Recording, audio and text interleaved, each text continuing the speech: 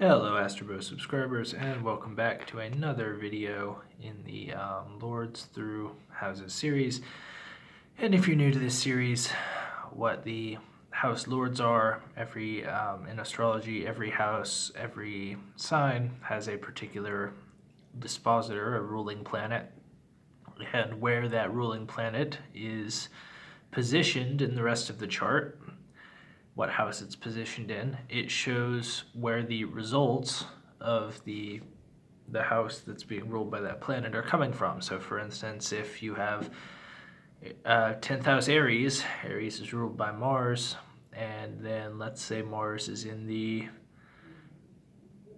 8th house in the sign of Aquarius in that chart, then that would mean that your 10th Lord would be in the 8th house, and the results of the 10th house would come from the significance of the 8th house. So using this method, we can see where the results of a particular area of life that's shown through the house and sign system, which are overlapping to some degree, where the results of those things come from. And because of that, we can see, for instance, with the 2nd house, we can see where people's money comes from. With the 7th house, we can see where their relationships come from. With the 1st house, we can see where their self-esteem comes from just by looking at the position of the ruler of that house. So, today we're going to be doing the 8th house Lord through various signs and what it means when your 8th house Lord is in certain signs. So, for the 8th Lord in the 1st house, well, I guess first I should go into what the 8th house is. The 8th house is a place where you don't know what's going to happen next. It is a chaotic, sort of struggle-filled world where it's the culmination of all the fears, the internal insecurities, the negative stuff, the stuff that is hidden from you, from yourself. And it's different from the 12th house because the 12th house shares a lot of similarities, but the 12th house is like nature. It's very neutral because it's represented by Pisces. So the 12th house is basically everything. So it's the hidden, the seen, the unseen, the hidden, the unhidden. It's everything. Whereas the 8th house is specifically the things you don't know that scare you internally. It's the secrets within yourself, and it's the secrets in the external world. It's what blinds you. It's the thing that goes bump in the night, all that. So that's what the 8th house is. Now, that being said, when the 8th Lord is in the 1st house, what tends to happen is that these people's character and their way they express themselves out in their actual physical body, it gets shaped by the sudden ups and downs and changes in their life. So whenever these people go through a change, they internalize that change, and then they express the result of that change out in their actual physical body. Now, if the 8th Lord is in the 2nd house, the main thing that this sees is that, or that this means, is that a person is going to have an increase in money through marriage, because the 8th house is also, in addition to being all the scary things and unknown things, it's also the wealth of your partner, because 7th house is the person across from you. Primarily, this means your marriage partner, but the 8th house is second from that, and second from anything is always the money and the wealth or the values of that thing. So the 8th house represents the wealth and also the longevity and stability of your marriage. And if 8th Lord is in the 2nd house, what tends to happen is you tend to marry up economically, which is, generally speaking, a good thing. Although you would have to look at the dignity of the 7th house and your own 2nd house and all this stuff, 6th house as well, to really get a clear picture on whether that's actually going to be good or not. 8th Lord in the 3rd house is basically, what that means is that these people just enjoy talking about conspiracies and hidden things and secret things and the occult and all that stuff, and you can sort of gain a lot of hidden information from talking to these people. They're people who always surprise you with what they know. So that's a good thing. My hair's all fucked up. Sorry. Let me fix that. Okay. Well, that's good enough. Eighth Lord in the fourth house. Damn, that's annoying. Like cowlick just won't go down. Anyway, eighth Lord in the fourth house is these people, when they are decorating their home or they are sort of in their own private world, they tend to decorate and have a lot of internal processes that are very dark. So these people kind of might always have a sort of bleak or occult sort of aesthetic in their room or in their house or just on their person in general.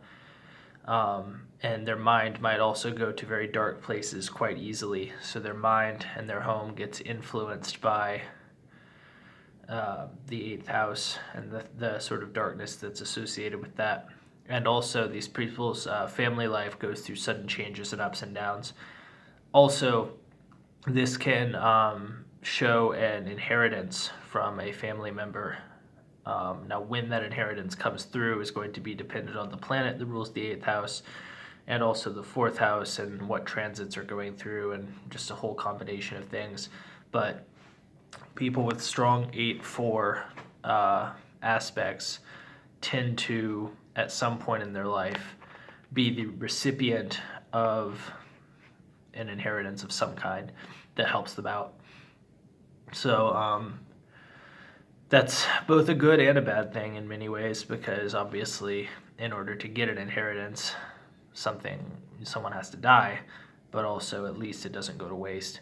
So anyway, eighth Lord in the fifth house is a placement where the person's ability to create music, art, any sort of just material, physical artifact that is creative and expressive, it gets sort of touched by this sort of malevolent, scary house where, again, this person might just have a bunch of really, really dark, morbid music that they listen to or dark, morbid art.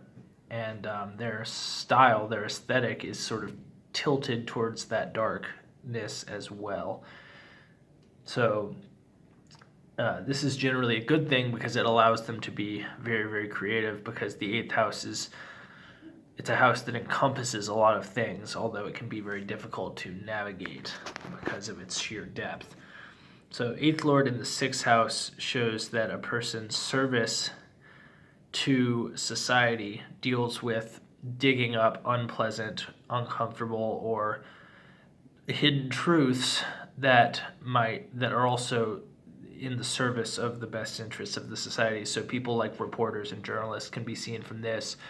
People who, on a more mundane level, are miners who dig for literal gems, because the eighth house also represents that sort of literalness of like actually going into underground caves and digging things out. It could be rescue people who, go into the mountains and rescue injured hikers and all that kind of thing. Hunters can be seen from this as well. Butchers, their day-to-day routine, their jobs that get they get influenced by that sort of dealing with death and secrets and all that kind of stuff. Seventh Lord in the eighth house is, these people are very committal when it comes to relationships, and they really like security and being sure when it comes to relationships, and it leads to a certain amount of anxiety because they don't know what's going on in the other person's head, and that anxiety forces them to obsess over the other person. So in many ways this is a good thing because it leads to stable relationships, but also that stability and that preference for stability in relationships comes through trial and error, basically, which can be quite traumatizing for these people generally. Eighth Lord in the eighth house is basically represents a doubling down on the secrecy and difficulties of this house. And these people, especially when they're in the dasha, and I'll go into what dashas are at some point in the next few videos, but when they go through the dasha of the planet that rules the 8th house, which is in the 8th house, they will definitely go through a series of extreme ups and downs. And generally, though, 8th Lord in the 8th house although it will torture them while it's in that place, when they come out of it, they will be in a better position than when they went in. This is the thing about the 8th house. It's not destruction for the sake of destruction. It is destruction for the sake of returning to something better. So it's a purge in many ways. And so ultimately it is a cleansing, but it is very difficult as well, even though the results might be good. Tough lessons. So 8th Lord in the 9th house represents a scholar, a deep scholar of religion, somebody who studies something very, very deeply. So this is generally a good placement for philosophy, although they have the problem of not necessarily fitting into any particular belief, or because they're always questioning the dogmas of that belief. So that can be informative but frustrating for these people. 8th Lord in the 10th house is a person who ultimately receives fame for research generally. They're a person who works in difficult situations, who sort of tries to dredge up as much information and secrets as they can, and also bring them to the light, because the 10th house represents, among other things, not just the work you do, but it's also the middle of the day. So 10th house represents high noon, which is the most illuminated time. So these people take the darkness of that 8th house and bring it into the light. And this is why the 10th house also represents fame, because it's awareness. And the awareness is obviously optimized with the higher levels of light in the middle of the day. 8th Lord in the 11th house is a person who is very unorthodox in their study of scientific phenomenon. So these people generally question axiomatic assumptions that they come across. They're very sort of strange and erratic, and they have this darkness to their strangeness and erraticness that's ultimately born of their desire to explore everything and learn about everything and know everything. And this can be very obsessive, but again, ultimately quite informative. 5th Lord in the 12th house represents, 8th Lord in the 12th house represents a person who is sort of spiritually obligated to understand the depths of spirituality, and they have this obsession with sort of understanding the nature of things in a spiritual, sort of non-materialistic way. So the difference between Aquarius and Pisces, they're very, very similar signs. They're right next to each other. They're the 11th and 12th, the last two signs of the zodiac. And the main difference between them, they're both obsessed with everything. They're both obsessed with learning about everything. But the difference is Aquarius needs that everything to be mechanistic, materialistic, made of hard stuff. Whereas Pisces doesn't necessarily care if what it's dealing with is material or spiritual, but it tends toward the spiritual.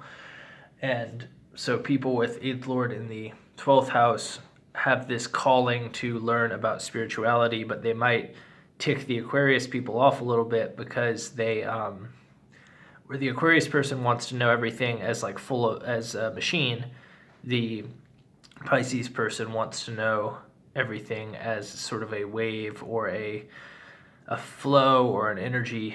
And these people are very spiritual, and they have a great understanding of things, but they can also sort of trip over their words and struggle with the explanation because it's so immaterial and intangible and contradictory. So Anyway, yeah, the eighth house basically represents where you do your research and where your obsession lies. Is your obsession with the material? Is it with the spiritual? Is it with the informational? Is it with your work, your routine, your service to others, your home? Where is it? And so yeah, this has been a video on the eighth house lord through the various houses, and